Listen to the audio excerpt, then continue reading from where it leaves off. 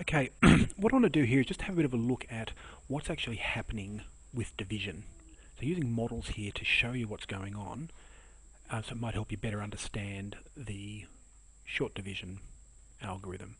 So the first question, 246 divided by 2. That's what we're going to work out. Okay, so let's rewrite it in our short division format. 246 divided by 2. Okay, as we talked about, it's really saying how many groups of 2 in 246.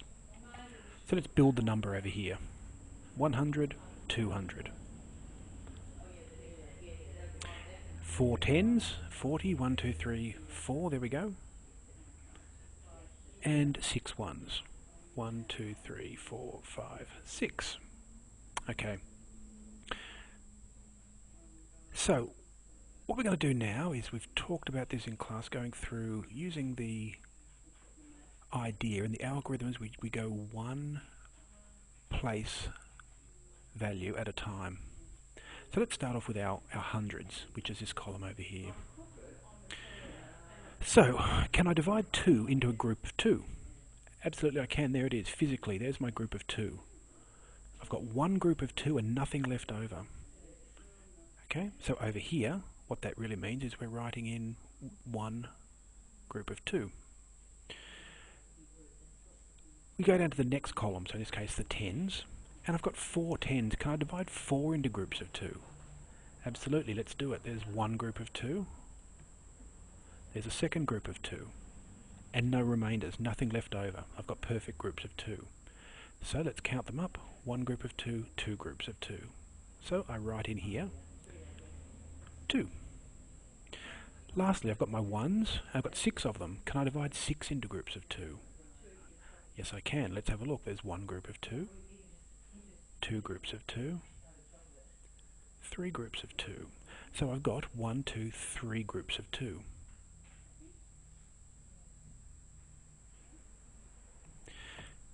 Let's look at another example. I'll just take a moment to clear the screen here.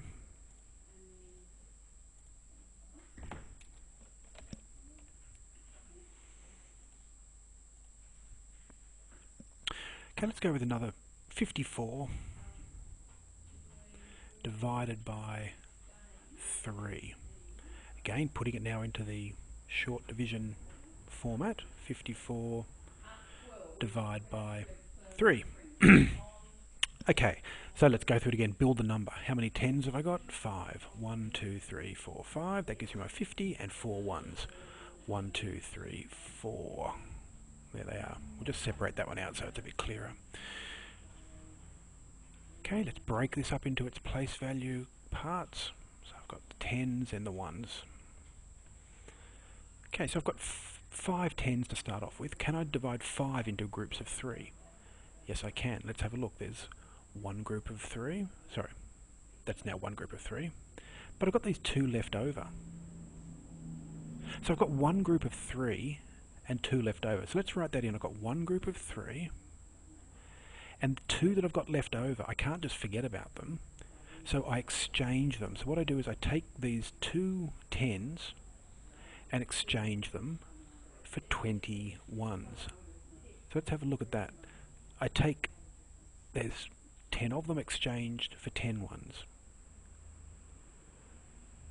There's the other 10 for another 10 ones. So now I have 1, 2, 3, 4, 5, 6, 7, 8, 9, 10, 11, 12, 13, 14, 15, 16, 17, 18, 19, 20, 21, 22, 23, 24. Sorry, I miscounted a bit there, but you can see I've got the 24 ones now.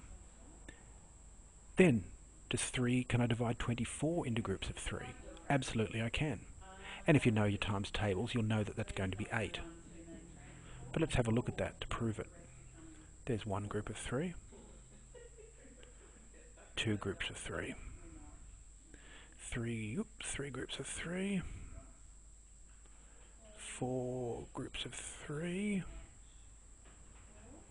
5 groups of 3, 6 groups of 3, 7 groups of 3, and finally our last 8th group of 3.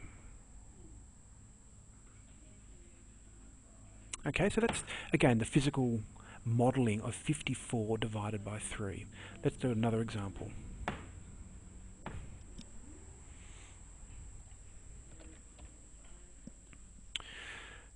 This time, let's have a look at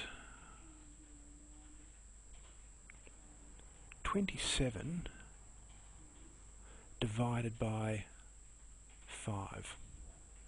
Okay, let's set it up in the short division form. So 27 divided by 5. Let's build the number. Okay, I've got no thousands, no hundreds, 2 tens, that gives me my 20, and 7. 1, 2, 3, 4, 5, 6, 7. Okay. Let's break this up into its place value parts. Just helps with the thinking. Okay, so let's go to my tens first. I've got 2 lots of 10. Can I make a group of 5 out of that? And you can see I can't. I've only got 2 of them. I cannot make a group of 5. But we know from before I can't forget about them. So I have to exchange these 2 tens for 21s. Okay, so we put that down over there. So I've now got 27 ones. We've used that. We had no groups of 10. Well, no groups of 5 from our tens. So we need to exchange them. Let's do the physical exchange now. There's 10 ones. There's 10 more ones. Now I've got 27 of them. Can I make that into groups of 5? Absolutely I can. Let's have a look here. Let's do it a bit of an easier way here. Okay, there's 1 group of 5, 2 groups of 5, 3 groups of 5, 4 groups of 5. There's my 5th group of 5. Then I've got these 2 left over, and that's our remainder. Okay, so let's write in what we've got here. We've got 5 groups of 5 and a remainder of 2. Just these little 2 up here. Okay, can't make a group of 5 out of them, can't forget about them, so we need to put them in as a remainder. Let's do one more example. We're going to go with a bigger number this time, and the reason I want to do this is just to show that it doesn't matter how big the number is, it's exactly the same thinking. So let's go with 804. 804 divided by 4. Okay, so let's go over here and we'll just write in our number in short division format. So 804 divide by 4. Now let's build the number. How many hundreds? 8. 1, 2, 3, 4, 5, 6, 7, 8. Bit of a mess, but they're all there. No tens and 4 ones. Okay, so there's my number. Okay, I've built the number. That's the physical modelling of that number. Okay, let's divide it up into its place value parts over here.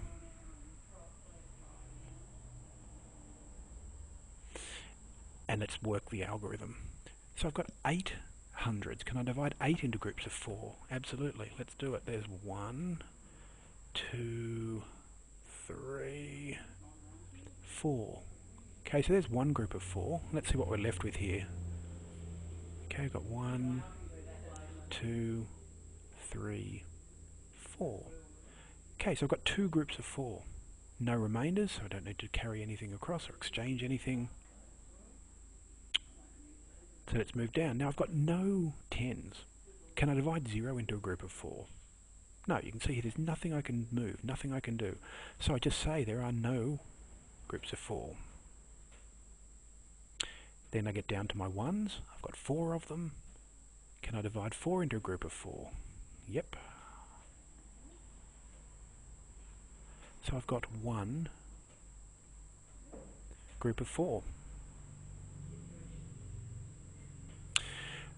Hopefully that's clarified things a bit for you. So it's just to say it's a matter of just try and keep this idea with the physical numbers in your head and when you're exchanging what's actually going on. Okay? Let me know if you need more assistance with it.